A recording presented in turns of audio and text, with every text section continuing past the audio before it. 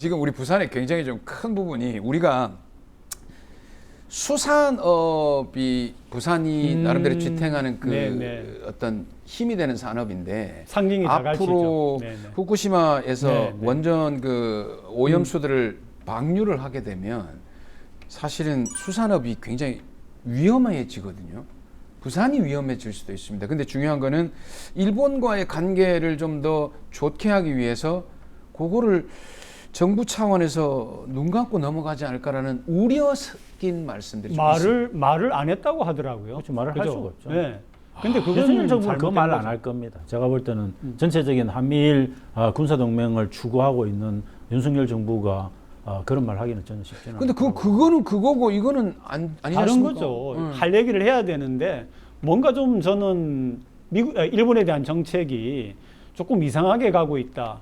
그러니까 말하자면은 너무 이렇게 낮은 자세로 가고 있고 뭘 위해서 그렇게 하는지를 잘 모르겠어요. 아직. 그러니까 네. 그 목표점이 뭔지를 모르겠어요. 사실은 일본 같은 경우에는 그 정치의 윗선에 있는 분들은 대체로 우리를 식민지 조선이라고 생각하는 그 인식이 깔려 있습니다. 그렇죠. 밑으로 낮춰보고 있단 말이죠. 근데 우리가 굳이 고개를 숙일 필요가 있나요?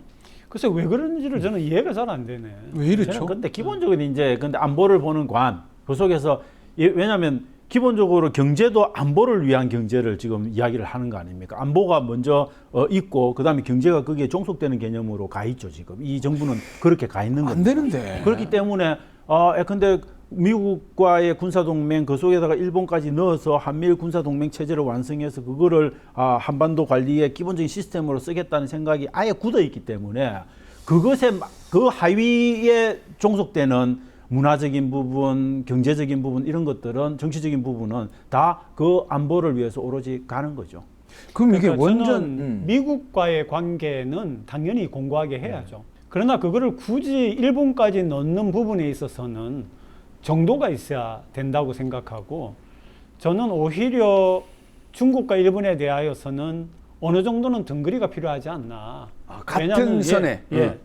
왜냐하면 중국은 굉장히 우리에게 큰 이해관계가 있는 그런 나라이고 네. 특히 장기적으로 볼 때 예. 특히 현재 추세를 보면은 일본에게 미안한 얘기지만 일본은 현재 추세로만 본다면은 하향적이거든. 지는 해예요. 그리고 중국은 아무리 견제를 해도 결국 올라가는 나라입니다. 그러고 보면은 등거리를 잘 해야 된다라고는 생각인데 미국이 요구를 한다고 해가지고 넙죽 받아들이는 거는 저는 외교적으로 옳지 않다 이렇게 보죠. 근데 네. 기본적으로 그러니까. 그 등거리 외교와 실용 외교라고 하는 것들은 이 지금 윤석열 정부 입장에서 보면은 자기들이 볼 때는 실패한 노무현 정부와 그다음에 문재인 정부의 유산이라고 보는 거죠. 저는 그 편견과 그것에 대한 너무 의식이 확고하기 때문에 그렇게 가기 어렵다고 봅니다. 이전 명백하게 정부. 테이킹 사이드, 즉 편을 택하는 그런 정책으로 갈 수밖에 없는 사람들이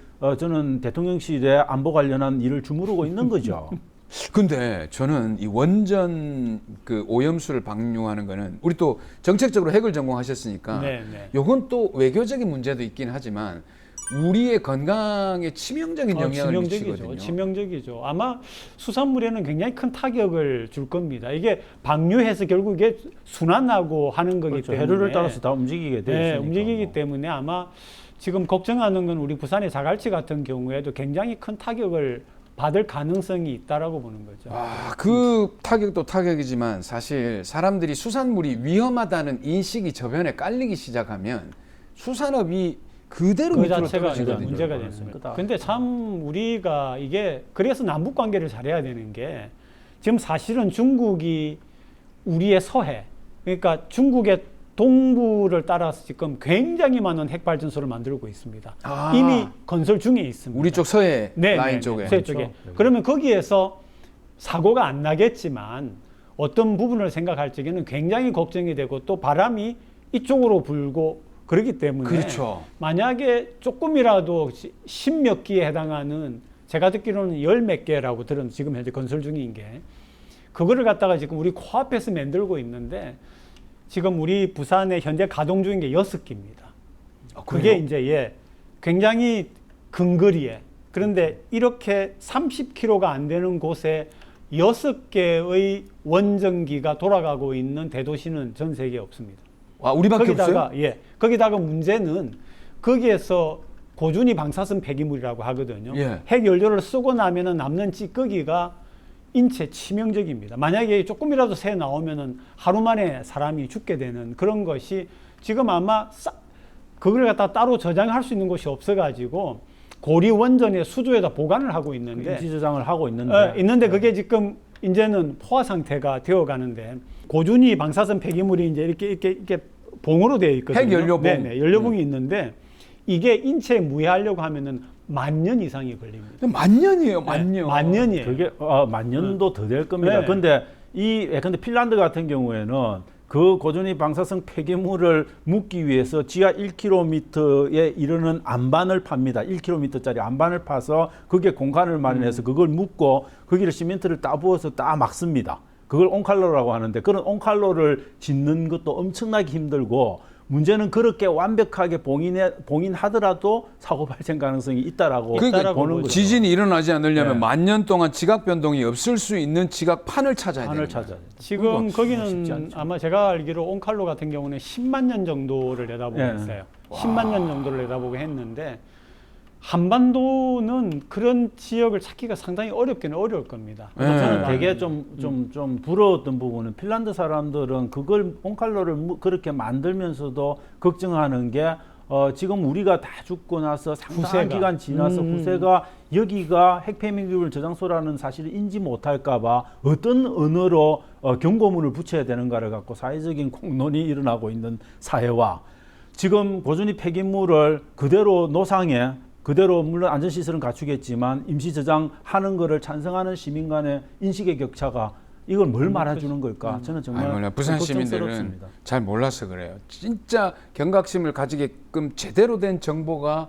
여러분들에게 도달을 해야 됩니다. 지금 이 두 분이 말씀하신 대로 우리는 바로 옆에서 시한폭탄이 돌아가고 있는 시계를 들으면서 자다가 일어났다가 자다가 일어났다 이렇게 하고 있는 겁니다. 그런데 대한민국 아셔야 국민도 돼요. 그렇고 저는 부산 시민도 그렇고 대부분 믿는 거는 그게 적어도 내가 목숨이 붙어 있는 이 기간에는 안 터질 거야라고 생각하는 그 안전함에 대한 생각이 강한 거죠. 어쨌든 참 뭐 여러 가지 이슈들 속에서 이제 원전 방수, 원전 오염수 방류까지 한번 다뤄봤는데 오늘도 좀 다양하게 중앙과 지방, 부산을 왔다 갔다 했습니다.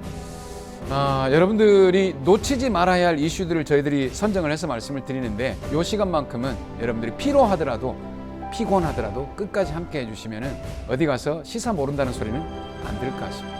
오늘 함께 해주신 시청자 여러분 감사드리고요. 두 분 연구위원님들도 수고 많으셨습니다. 고맙습니다. 고맙습니다.